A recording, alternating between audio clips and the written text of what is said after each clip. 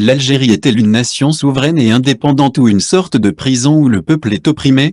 Pourquoi le peuple algérien ne profite pas de ses richesses? Pourquoi le peuple algérien est méprisé par le gouvernement algérien? Pourquoi le gouvernement algérien est islamophobe et déteste le peuple algérien? Pourquoi les Algériens sont empêchés de travailler, de se marier, et d'avoir des enfants? Pourquoi les Algériens ne sont pas des acteurs économiques mais seulement des consommateurs, des intestins? D'ailleurs certains ministres peut-être algériens ont insulté le peuple algérien de peuple médiocre, de peuple de cafards, de peuple intestin, un peuple sans droits humains sans âme. Pour eux le peuple algérien serait leur propriété, leur troupeau, un troupeau qu'il faut terroriser, malmener et tondre, voler et mépriser.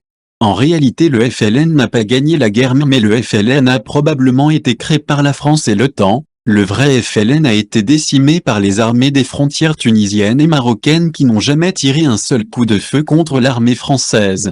Le peuple algérien ne pouvait pas gagner cette guerre d'indépendance car il avait contre lui non seulement l'armée française mais aussi toutes les armées des anciennes colonies françaises. Aux côtés des soldats français il y avait l'armée italienne, l'armée espagnole, l'armée américaine et l'armée anglaise, l'armée turque mais surtout les Sénégalais qui servaient l'armée française mais étaient d'une grande cruauté et bestialité car ils étaient affamés et ne percevaient presque pas de salaire. Ils tuaient des civils algériens, leurs frères musulmans contre de la nourriture, et parfois des femmes et des enfants puis réclamaient à manger à leur cantine militaire française. C'était opération meurtre contre nourriture.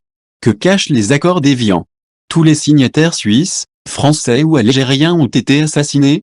Il semble que les richesses de l'Algérie ont été partagées entre les grandes puissances comme l'Amérique, l'Angleterre et la France, la Suisse mais aussi les États arabes comme le Maroc, l'Égypte, la Tunisie, et bien d'autres pays. En Afrique par exemple il suffit de 2 heures pour ouvrir un commerce, une épicerie ou un bureau de tabac ou un restaurant. Il suffit de payer une patente d'environ 20 € par année et vous pouvez exercer une activité économique sans payer de TVA ni aucun impôt. Mais vous pouvez être victime de rackets par la police et l'armée. Le problème est l'insécurité et le faible chiffre d'affaires à cause de la pauvreté de la population. Une boutique peut rapporter environ 500 ou 600 € de bénéfices par mois mais la vie ne coûte pas cher. En Algérie par contre pour créer une entreprise sans recourir à la corruption cela peut durer des années.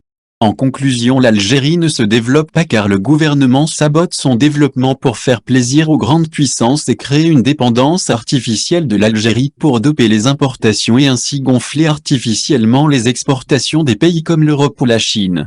En réalité l'Algérie est autosuffisante sur le plan alimentaire mais c'est le Sud, le Sahara qui produit la nourriture mais sans chemin de fer dans le Sud les marchandises produites dans le Sud du pays ne peuvent pas être exportées vers le Nord car par la route et camion cela coûterait trop cher. Alors l'Algérie préfère importer par exemple des tomates marocaines mais qui ont été étiquetées espagnoles ou françaises pour assurer des revenus à l'Europe.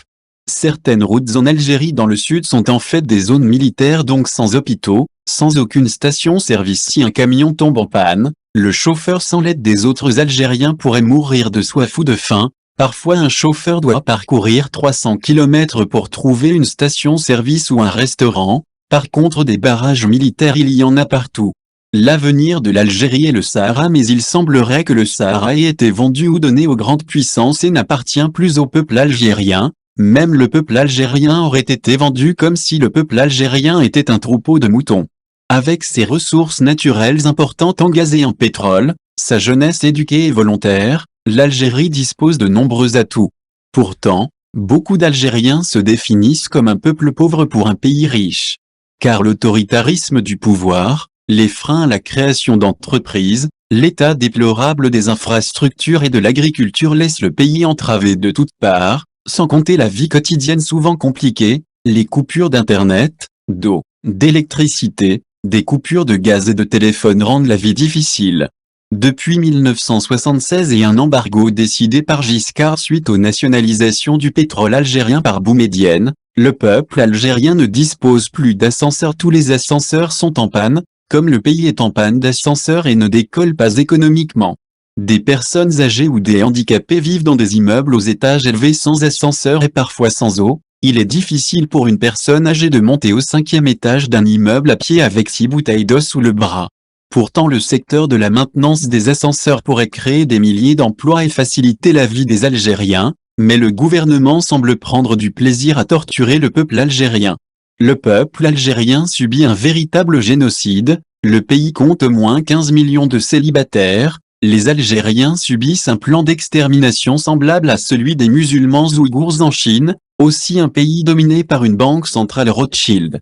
Toute l'Algérie est une prison. Tout peuple pour vivre a besoin d'un espace vital. Or la France a volé les terres du peuple algérien depuis 1830, mais en 1962, les Algériens ont pu obtenir une indépendance réelle ou fausse, nul ne le sait. Mais les Algériens n'ont pas récupéré leurs terres ancestrales qui ont été nationalisées et n'appartiennent plus à la France mais à l'État, un État mystérieux et qui n'est ni une république, ni populaire, ni démocratique, ni légitime. C'est un pouvoir qui pourrit la vie du peuple algérien et qui ne sert à rien, ne produit aucune richesse et spolie le peuple algérien comme le faisait la France. Rien n'a changé sauf peut-être le drapeau et l'hymne national. Le jour de fête nationale le 14 juillet est devenu le 5 juillet peut-être pour fêter la colonisation française et la prise d'Alger un certain 5 juillet 1830. L'espace vital qui aurait pu servir à développer l'Algérie, le Sahara a été donné ou vendu aux grandes puissances. Le Sahara est une zone interdite au peuple algérien, une zone militaire. Mais néanmoins aucun pays au monde en vérité n'est souverain, aucun pays au monde n'est libre et indépendant, la démocratie et la république n'existent nulle part au monde. Tout n'est que mensonge, tromperie et propagande infantile. Pour Aristote, il est aussi dans l'intérêt d'un tyran de garder son peuple pauvre, pour qu'il ne puisse pas se protéger par les armes, et qu'il soit si occupé à ses tâches quotidiennes qu'il n'ait pas le temps pour la rébellion. Serge Monast a dit: tous les présidents et rois du monde sont des satanistes et veulent établir le royaume de Satan sur terre, donc l'enfer sur terre. Le IRA ne peut pas réussir s'il ne devient pas mondial. Tous les peuples du monde devraient être solidaires du peuple algérien pour réclamer la fin de ce système prédateur, diabolique qui considère les êtres humains comme étant des marchandises, des numéros, des esclaves, des pions, des objets sans âme et libre arbitre.